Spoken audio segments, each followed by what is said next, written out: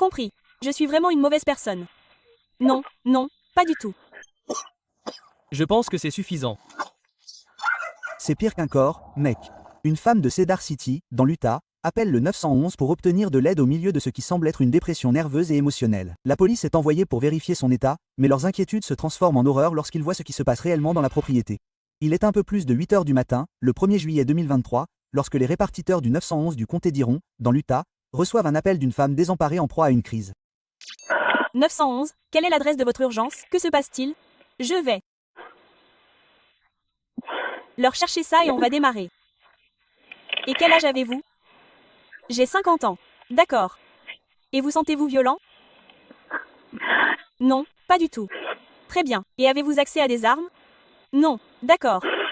Oh, je ne suis pas prête à aller à l'hôpital. D'accord, c'est bien. On va les emmener là-bas. Ils ont juste ces questions que je dois poser, mais vous êtes tous bons. D'accord. Avez-vous fait quelque chose qui vous a blessé? Non. D'accord. Et avez-vous des antécédents de problèmes de santé mentale? Ouais. Ouais. Oui, de très nombreuses années. Trop. La femme s'appelle Sarah. Et tandis que l'opératrice établit qu'elle est indemne, le désespoir dans sa voix est indubitable. Voici ma petite sœur qui a un cancer en phase terminale et puis beaucoup d'autres choses ont mal tourné. J'ai perdu un chien et je n'arrêtais pas de penser que si j'avais des chiots, ça n'irait pas mieux. J'ai juste perdu la tête. Je suis juste une très mauvaise personne. Non, non, pas du tout. L'opératrice, Qui ne peut se fier qu'à ce qu'on lui dit au téléphone, accorde à Sarah le bénéfice du doute. À leur arrivée, les adjoints commencent à se douter qu'une scène terrible les attend à l'intérieur de la maison. Vous avez de la famille qui vient s'occuper de votre chien? Non, il faut les saisir. Il faut les saisir. Oui, monsieur, on ne s'occupe pas d'eux. Vous avez des chiens? 19. 19, oui, monsieur. J'ai un type qui descend du Wyoming. 3 d'entre eux sont à lui. Et il vient les chercher. Alors je lui ai dit, va chez le shérif. Je vais découvrir où ils étaient. Là. Loi de Cedar City interdit aux particuliers de posséder plus de 2 chiens à la fois, mais il y a un gouffre entre une infraction mineure à un arrêté et le véritable zoo qu'elle prétend avoir à l'intérieur de la maison. Mais le nombre de chiens n'est peut-être pas le plus gros problème ici. Alors que les ambulanciers aident Sarah à monter dans l'ambulance, elle aurait déclaré qu'elle devrait aller en prison plutôt qu'à l'hôpital parce que, je cite, elle a fait du mal à ses adorables bébés. Puis-je avoir votre permission pour entrer chez vous et voir ce qu'il s'y passe? D'accord, vraiment mauvais, mec, vous n'allez pas respirer là-dedans. Il y a des crottes et des ordures et c'est horrible. C'est horrible. D'accord, les humains ne vivent pas comme ça. C'est tout ce que je dis et je le sais et je ne suis pas stupide. Sarah a clairement honte de l'état de sa maison, mais il s'avère que les adjoints ont déjà de bonnes raisons de craindre d'y entrer. Nous sommes à la maison maintenant. Elle nous a donné la permission d'y entrer. Elle dit qu'elle a 19 chiens. Elle ne peut pas se soucier de la cruauté envers les animaux. Elle pense qu'elle veut aller en prison pour ça. Elle veut aller en prison pour ça. Mais je peux le sentir. Je peux à peine m'asseoir dans une ambulance tellement elle sent mauvais. J'imagine que si je peux le sentir et que je ne suis même pas dans la maison, en venant de l'intérieur, la maison est horrible.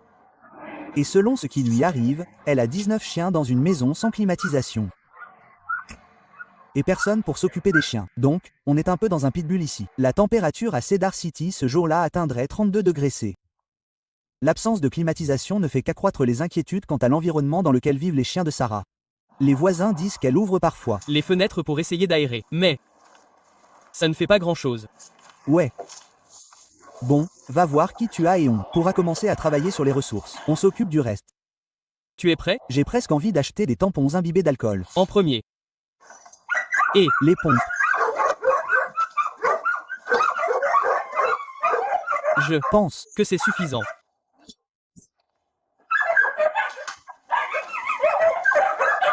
Non, il y a besoin D'un. bain de soleil.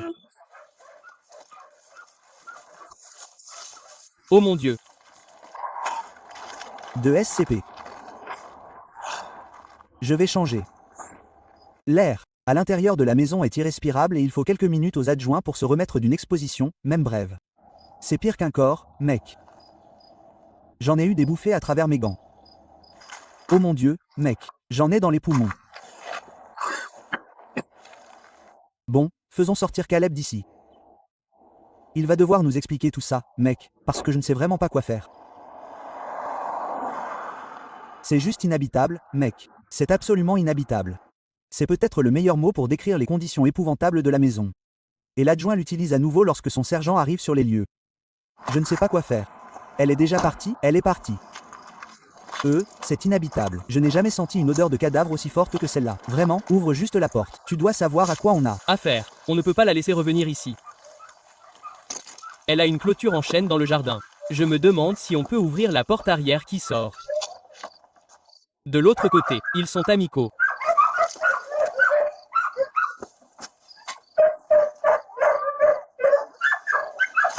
Tu t'en es mieux sorti que moi. J'ai commencé à perdre la tête là. L'uniforme m'inquiète.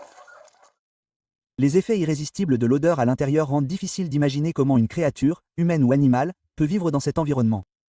Il est impératif de faire sortir les chiens de la maison dès que possible. Il y a un propriétaire pour les dogs allemands. Il vient de Salt Lake pour les récupérer. Et puis tous ces chiots dans ces cages sont des dogs allemands. Non, tous. La plupart de ceux que je viens de regarder étaient, n'est-ce pas? Je pensais qu'il y en avait un. Grand. Parce qu'il y a ce petit. Ouais, ce petit. Mais regardez derrière. Ce husky danse bien là-bas. Doucement, arrêtez. Alors que les flics essaient de trouver un moyen d'entrer dans la cour clôturée, ils commencent à se demander comment et pourquoi Sarah a amassé ce nombre scandaleux de Chien. Eh bien, je pense qu'elle fait croire qu'elle les a dressés. Il faudra une enquête plus approfondie pour transformer les spéculations en faits. En attendant, les flics ont des problèmes qui nécessitent des solutions plus immédiates. J'ai une chatière. Sam, tu as une scie? Vue. Ouais. Et elle a bien la clim là-dedans.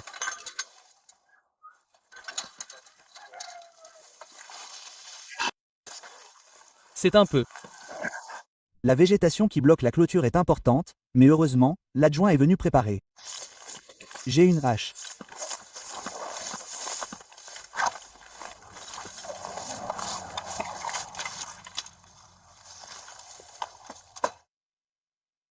Allez, allez, les chiots. Et, sortez.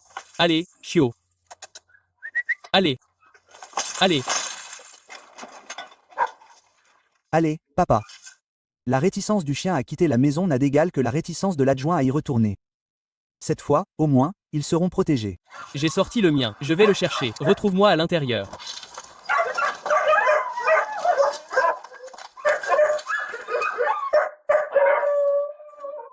C'est bon. C'est bon.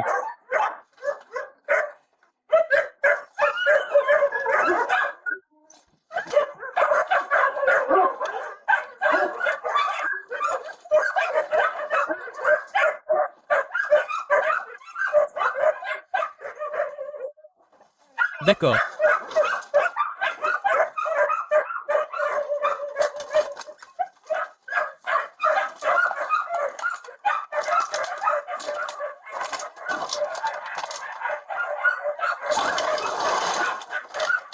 Sors. Allez. Allez. Allez, gros chien. Allez. Allez, mon pote. Le chien ne fait pas vraiment confiance à cet étranger masqué, mais son manque d'agressivité laisse l'adjoint libre d'assimiler toute l'horreur de la scène qui l'entoure. C'est bon, mon garçon.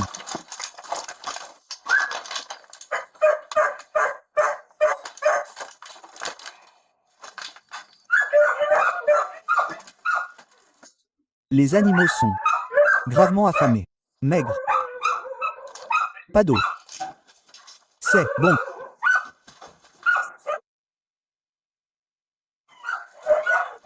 C'est comme une chambre.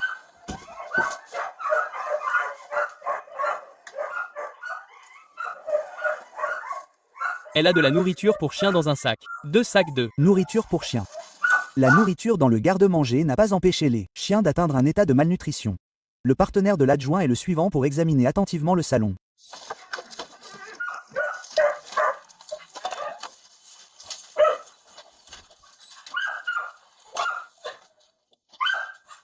Alors qu'il commence à comprendre ce qu'il voit, son partenaire démantèle une forteresse de fils de fer et de carton bloquant l'accès au couloir.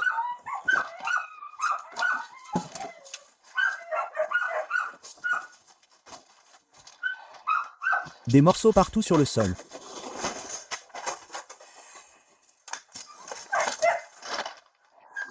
Et Sam, si tu peux trouver une fenêtre, commençons à ouvrir les fenêtres.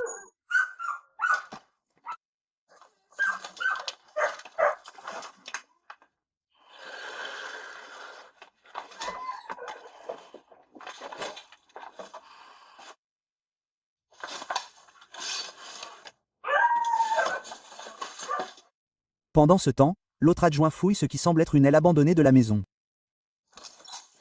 Encore des chiens. 3 chiens. Oh, Mount.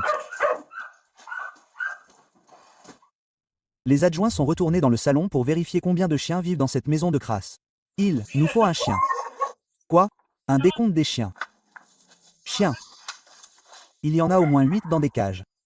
Donc, nous avons les 3 qui sont sortis, c'est ça? J'en ai 3 dans ces cages. Donc ça fait 6. 7, 8, 9. 10, 11, 12, 13, 14. 15. Ici. Il faut voir la maison pour y croire, et c'est exactement ce que le sergent a en tête. Prenez une vidéo de téléphone portable. Êtes-vous prêt à sacrifier votre téléphone portable? Ouais, c'est bon. Mais vous avez touché quelque chose? Ouais. L'air. Et, c'est mauvais. Je vais aller chercher le mien. Celui-là, c'était un chien. Nous en avons 19 là-dedans. Je suis presque sûr que c'était un chien là-dedans. C'est un chien. Il est vivant. Oh, il y a un chien. Il y a 19 chiens. Il y a un chien vivant ici. Il y a 19 chiens ici, Kayla. Ils sont un peu mal nourris. Un refuge pour animaux local appelé Best Friends aidera à reloger la plupart des chiens. Mais ce n'est pas la fin de l'intervention de la police. Ils ont parlé à Sarah cet après-midi-là à l'hôpital et ont essayé de déterminer exactement comment les choses chez elle s'étaient détériorées à ce point. D'accord, donc, et cette partie pourrait vous faire un peu flipper, mais je vais vous lire. Vous avez raison. C'est juste parce que pour vous poser des questions sur ce qui se passe, je dois d'abord vous lire ces choses. J'ai en quelque sorte un peu de contexte sur votre formation, celle que vous faites avec les animaux et... Plus maintenant, mais oui, je le faisais. Point, ouais, peut-être plus maintenant. C'est un problème récurrent pour moi quand les choses vont vraiment mal et que mes parents ne parlent même pas de ce genre de choses. Donc, je me suis sentie vraiment seule et j'ai eu ce même sentiment stupide que cela arrangerait les choses d'une manière ou d'une autre et que je ne pouvais pas. Vous savez, personne ne pouvait faire ça. Bien sûr. Sarah peut être déconcertée par ses propres choix, mais le fait est que de nombreux animaux innocents en ont souffert. Il devient vite évident que ce n'est pas la première fois que cela arrive. Avez-vous déjà eu une affaire de police à ce sujet dans le Tennessee? J'ai eu, oui, le shérif du comté de Ray. Ils n'ont rien fait parce qu'une fois de plus, j'étais extrêmement malade mentalement. Ils ont dit, pourriez-vous les prendre, s'il vous plaît? Je ne peux plus m'en occuper. Donc, ils les ont effectivement pris et tout. Donc, oui, il y a eu une certaine implication de la police. Aussi regrettable que cela puisse être que Sarah n'ait pas tiré les leçons de ses échecs précédents, il y a une vérité encore plus effrayante sur la façon dont elle a acquis certains de ses chiens. Avez-vous déjà Rencontré 3 chiens que vous possédiez et qui appartenaient à quelqu'un d'autre? J'ai vu qu'il avait un super chiot à vendre et il a dit et j'ai dit, oh, elle est mignonne. Mais je n'ai pas, vous savez, 800 $. Donc, et puis il a dit que je lui avais dit que c'était un dresseur de chiens. Donc, 2 d'entre eux étaient théoriquement à moi et le mâle était toujours à lui que j'allais dresser pour payer les 2 femelles. Dans une interview accordée aux nouvelles locales, Ryan, le propriétaire de ces dogs allemands, a déclaré qu'il n'avait plus eu de nouvelles des progrès de dressage de ses chiots depuis des mois. En effet, ce n'est que lorsqu'il a dit à Sarah ce matin-là qu'il allait chercher les chiens qu'elle s'est rendue à la police. Franchement avec tout le monde, mais tout a cessé de se cacher derrière lui ou quoi que ce soit. Ouais. Et dire, vous savez, malheureusement, c'est qui je suis. J'espère que ce n'est pas qui je suis, mais c'est eux. Ouais. L'arrivée imminente de Ryan a peut-être inspiré l'honnêteté de Sarah plus que sa propre percée, mais il convient de noter qu'elle ne lui a pas simplement dit en passant qu'elle était dresseuse d'animaux. Elle a fait la publicité de son entreprise, Pepro Behavior Service, sur Facebook et ailleurs, proposant des séances de dressage à domicile et à distance à un prix élevé. Le rapport de police indique que la maison de Sarah et même l'intérieur de sa voiture étaient couverts d'excréments. Ironiquement, la seule partie de la propriété relativement exempte d'excréments était la cour. Sarah dit aux adjoints qu'elle n'a pas pu nourrir et s'occuper correctement des chiens depuis au moins 3 ou 4 semaines. Un aveu qui explique au moins en partie l'état de ses animaux et le désastre qu'est sa maison. Je peux dire que je n'ai aucune idée de la façon dont vous avez vécu, car lorsque j'ai ouvert la porte de votre maison, je n'ai même pas pu entrer. Vous viviez dans la maison ou dans votre voiture? Dans la maison. Où avez-vous dormi? J'ai dormi sur le canapé. Mais oui, non, ça me brûle les yeux quand je rentre à la maison. Je déteste ça, mais je me dis, vous savez quoi? Vous l'avez fait, bon sang, vous le méritez. Faites-en votre deuil. Vous savez, c'est ce que je fais. Si Sarah dit qu'elle mérite les conséquences de ses actes, c'est quelque chose sur lequel elle et l'adjoint peuvent s'entendre. Je vais être honnête avec vous, je vais porter plainte contre vous. D'accord. D'après ce que j'ai pu observer chez les chiens, aucun chien ne devrait avoir à subir ce qu'un chien a subi. Les chiens s'en sortiraient probablement mieux et certains d'entre eux pourraient ne pas s'en sortir. Ils sont dans de telles conditions. D'accord. Outre les blessures horribles déjà mentionnées, le rapport de police entre dans les détails, notant que les 19 chiens semblaient tous maigres, avec tous les os du squelette apparents sous la peau. Il poursuit en disant que la plupart des chiens ne pouvaient pas se tenir debout ou bouger correctement en raison des conditions de vie difficiles qui ont entraîné des déformations corporelles. Quelques chiens, indique le rapport, étaient sur le point de mourir. Sarah Mills a plaidé coupable de 9 chefs d'accusation de cruauté en octobre 2023, environ 4 mois après avoir appelé le 911. Elle a été condamnée à payer une amende de 690 $, à purger 60 jours de prison et à passer 12 mois en probation. Sarah s'est vue proposer de purger sa peine de prison par tranche de 5 jours par mois. En février 2024, cependant, la peine de prison de Sarah a été convertie en 60 jours de confinement à domicile.